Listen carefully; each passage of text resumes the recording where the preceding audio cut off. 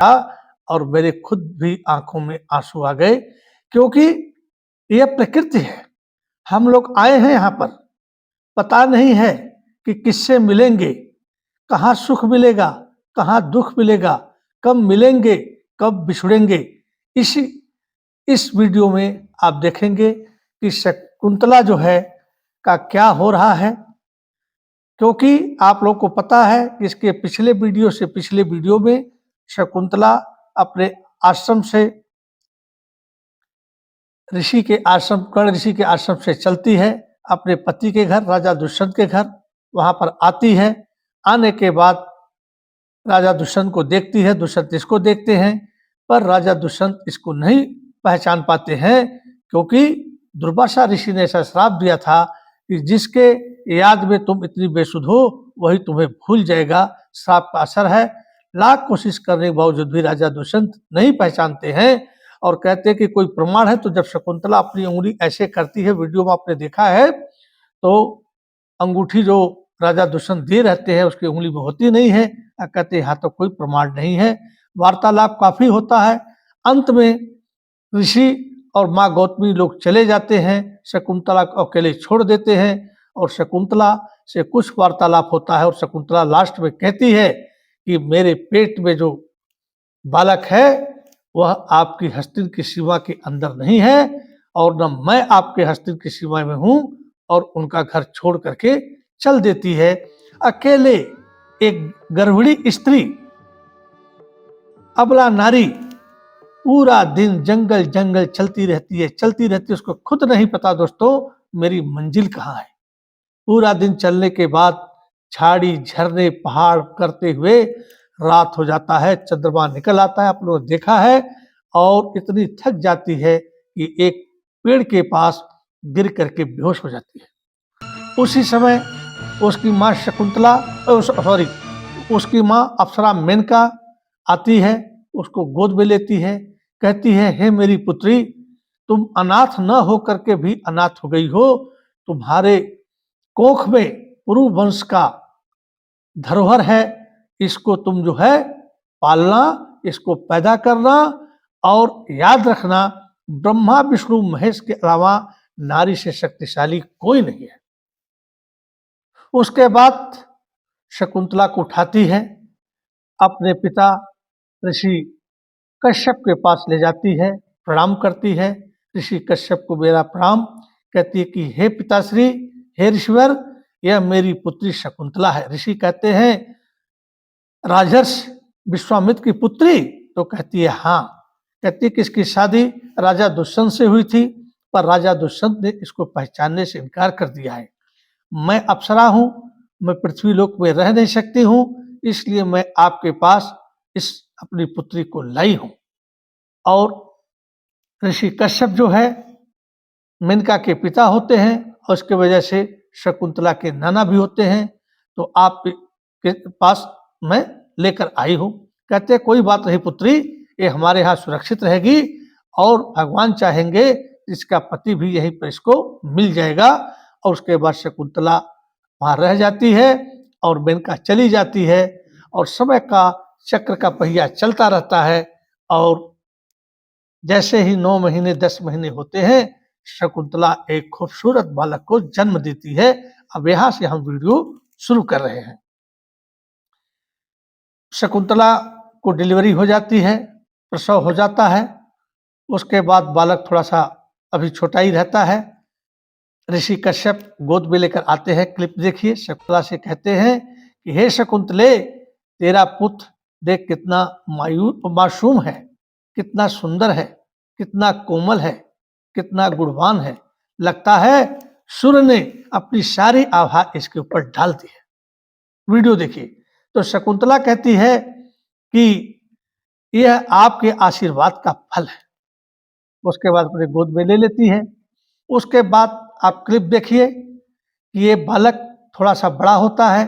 एक तेंदुआ जो है उसके पास पे बैठा हुआ है। शकुंतला आती है, इसको गोद में उठाती है, फिर जो है तेंदुए के पीठ पर रख देती है और बालक खेलता है। इधर राजा, जो आपने वीडियो देखा है पहले, केशव मछुआरे से जब तो उनकी मुद्रिका मिलती है। मुद्रिका देखते ही उनको याद आ जाता है। सेनापति को आदेश देते हैं कि जाओ पता करो, लेकिन अभी तक सेनापति नहीं पता कर पाए रहते हैं। तो बिस्तर पर लेटे हैं और मुद्रिका को देख रहे हैं और बड़े उदास हैं, क्योंकि उनको सब कुछ याद आ गया। क्योंकि दुर्वासा ऋषि ने कहा था कि इसका पति जो इसको कोई सामान दिया हुआ है, जब उस सामान को वह देखेगा तो उसकी सारी घटना याद आ जाएगी। यहीं पर श्राप खत्म हो जाता है। अब राजा करे तो क्या करें, महल में टहल रहे हैं, उदास हैं, मुद्रिका को देखते रहते हैं। उसके बाद एक दिन राजा जो है शिकार के लिए निकलते हैं। उससे पहले बालक और बड़ा होता है, 3 साल 4 साल का हो जाता है। माँ जो अपने गोदी में लेकर के शकुंतला जो है उसको बाण विद्या सिखाती है। सीरियल में और रामायण में देखा होगा कि एक बाण चलता उसमें से कई बाण निकलते हैं। तो इस बालक को भी इस विद्या का ज्ञान हो चुका होता है, मात्र 5 साल का होता है, और यह बाण चला करके राजा दुष्यंत के बाण को गिरा देता है। राजा दुष्यंत के ऊपर फिर यह बाण तानता है। तब तक राजा दुष्यंत ऐसे हाथ से इशारा करते हैं, देखिए। उसके बाद घोड़े से उतर आते हैं। कहता है कि आपने मेरे मित्र के ऊपर बाण चलाया है, यदि आप दोबारा बाण चलाने लगता है। राजा दुष्यंत ऐसे खड़े रहते हैं, एक बाण इधर, एक बाण इधर, एक बाण इधर, चारों तरफ बाणों के बीच में उनको खड़ा कर देता है। उसके बाद राजा दुष्यंत बड़े प्रभावी होते हैं और कहते हैं कि वह पिता धन है जो तुम्हारा पिता होगा, वो मनुष्य धन है जो तुम्हारा पिता होगा। तुम्हारे गुरु जो हैं वो भी धन है जो इतने छोटे बालक को ऐसी विद्या सिखाए। अब ये वार्तालाप होता रहता है। इतने में ही शकुंतला जो है बालक को ढूंढते हुए चलती है और कहती है, पुत्र, भरत पुत्र, भरत पुत्र, मैं आपको जानती नहीं हूं, कभी मिली नहीं हूं, फिर मैं आपकी पत्नी कैसे हो सकती हूं। ये वही बात है दोस्तों, जब राजा दुष्यंत ने शकुंतला को देख करके, जब शकुंतला ने कहा था कि मैं आपकी पत्नी हूं, ऋषियों ने कहा था कि आपकी पत्नी है, माँ गौतमी ने कहा था पत्नी है, तो राजा ने यही कहा था कि मैंने इनको कभी नहीं देखा है, मैं इनको नहीं जानता हूं, मैं इनका पति कैसे हो सकता हूं। उसी का उदाहरण मतलब उलाहना देती है कि जब मैंने आपको देखा ही नहीं, आपको जानती नहीं हूं, तो कैसे आप मेरे पति हुए हो। ये कहते मैंने गंधर्व विवाह किया है। बोले मैं नहीं जानती हूँ। कहती आओ पुत्र चलें। फिर राजा दुष्यंत उसके पीछे चलते हैं। शकुंतले कहते ठीक है, तुम्हें जाना है तो जाओ, पर मेरी एक बात सुन लो। शकुंतला रुक जाती है। राजा दुष्यंत कहते हैं कि मैंने जो तुम्हारे साथ अत्याचार किया है, जो अन्याय किया है, जो तुम्हारी बेइज्जती की है, उसके लिए मैं क्षमा प्रार्थी हूं, लेकिन मैंने एक काम क्यों किया मुझे खुद पता नहीं। एक रोहू के मछली के पेट से, और जैसे ही मैंने मुद्रिका देखा शकुंतले, मुझे सब कुछ याद आ गया। मैंने तुमसे गंधर्व विवाह किया था, तुम्हें वादे किए थे, तुम्हें नाना प्रकार के सपने दिखाए थे, और 3 दिन जाना और 3 दिन आने का भी याद है। मुझे सब कुछ याद आ गया, और मैंने जो जो अत्याचार किए थे वो भी मुझे याद है। हो सके तो मुझे क्षमा कर देना। अब शकुंतला का मन थोड़ा सा पिघलता है, मुड़ करके देखती है, फिर कहते हैं कि ठीक है। अपनी अंगूठी निकालते हैं और कहते हैं कि देखो। फिर वो इससे पहले कहते कि मैं इस पुत्र की कसम खा करके कहता हूं। शकुंतला कहती है यह खून से सने हुए हाथ मेरे पुत्र पर मत रखिए। कहते ठीक है कोई बात नहीं, लेकिन मेरी बात सुन लो।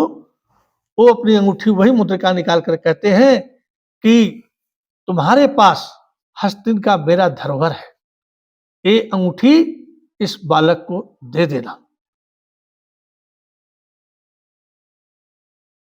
क्योंकि हस्तिन का यह उत्तराधिकारी है, और मैं चल रहा हूं आत्महत्या करने, और आत्महत्या करके जीवन हजारों वर्षों तक एक ही मार्ग है, क्यों मेरा दंड है, पर मैं नरक में भोगूंगा, क्योंकि जब तुम्हें पहचानती नहीं हो, मैंने तुमसे विवाह किया था और तुम नहीं पहचानती हो, तो मैं क्या कर सकता हूं?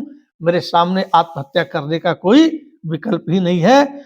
और अंतिम में हस्तिन की प्रजा से कह देना, ये तुम्हारा अन्यायी मैं जानता हूँ मेरा अपराध क्षमा करने योग्य नहीं है। अत्याचारी, नीच, पापी राजा जो है सदा सदा के लिए चला गया। हो सके तो हस्तिन की प्रजा हमें माफ कर दे। इतना ही कह करके दोस्तों राजा दुष्यंत मुड़ते हैं चलने के लिए। जिस शकुंतला को पाने से पहले उनके पुत्र का आशीर्वाद दो ऋषियों ने दिया था, अपने वीडियो देखिए, पीछे वाला वीडियो, और वाकई में वो आशीर्वाद सत्य हुआ और एक भरत लड़का जो पैदा हुआ, यही ये भरत है जिसके नाम पर हमारे देश का नाम आज भारत है। हिंदुस्तान तो बाद में नाम आया है, लोग हिंदुस्तान माने या ना माने, लेकिन भारत तो मानना पड़ता है, इंडिया को तो मानना पड़ता है। और इसी भरत के नाम पर हस्तिन का जो है राजा था, उसी पर एक भरत पड़ा है। हम जब पढ़ते थे कक्षा 3 में, तो ये बालक जो है शेरनी के बच्चे के साथ खेल रहा है और उसके दांत गिर रहा है। शकुंतला कहती है कि अरे बच्चे को छोड़ दो, इसकी माँ देखेगी तो झपट्टा मार देगी। और ये बालक कहता नहीं माँ, मैं इसके दांत गिनकर ही इसे छोड़ूंगा। तो हमारे देश में ऐसे ऐसे वीर सपूत बच्चे पैदा हुए जो राजा बने, जो शेर के बच्चे का भी दांत गिन लेते हैं उसके माँ के सामने। ते भी बालक जो है चिता के ऊपर बैठा था और चिता आगे आगे चलता था और ये पीछे पीछे होता था। तो ये हमारा भारत है और इसी पर भरत के नाम पर ही भारत पड़ा दोस्तों। उसके बाद दोनों लोग बहुत प्रसन्न होते हैं, बालक को लेकर के कश्यप ऋषि के पास आते हैं। तो उसके बाद देखिए विधि का विधान क्या है। एक पहले भी एक लाइन का भजन में आपको सुनाता था, रचा है सृष्टि को जिस प्रभु ने, वही ये सृष्टि चला रहे हैं, जिन्होंने भेजा था इस जगत में वही ये वापस बुला रहे हैं। तो प्रभु हमारे कण कण का हिसाब पहले से लिख देता है, हमें कहाँ जाना है, क्या करना है, क्या नहीं करना है, सब कुछ दोस्तों है। तो हमारा सनातन धर्म ऐसा है कि वैसा कोई धर्म नहीं है। ये तो प्रेम सिखाता है, नफरत सिखाता ही नहीं है। तो राजा दुष्यंत अपने पुत्र अपनी पुत्री के साथ जो है अपने हस्त आ जाते हैं और राज्य करते हैं। यहीं पर दुष्यंत, मेनका और क्या बोलते हैं शकुंतला की कहानी खत्म होती है।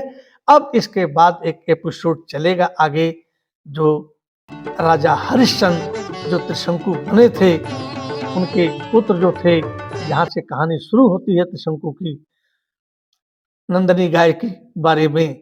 वहां से फिर जो है विश्वामित्र पटल पर आएंगे और इस पर एक और आएंगे राजा हरिश्चंद्र, जिनका आप लोगों ने नाम सुना होगा, और नहीं भी सुना है तो एपिसोड देखते रहिए और मजा लेते रहिए, अपने सनातन धर्म की जयकार बोलते रहिए। जय हिंद, जय भारत। इसी के साथ मैं अपना वीडियो खत्म कर रहा हूँ। जय हिंद, जय भारत, वंदे मातरम। मृदंमणि त्रिपाठी का नमस्कार, जय हिंद।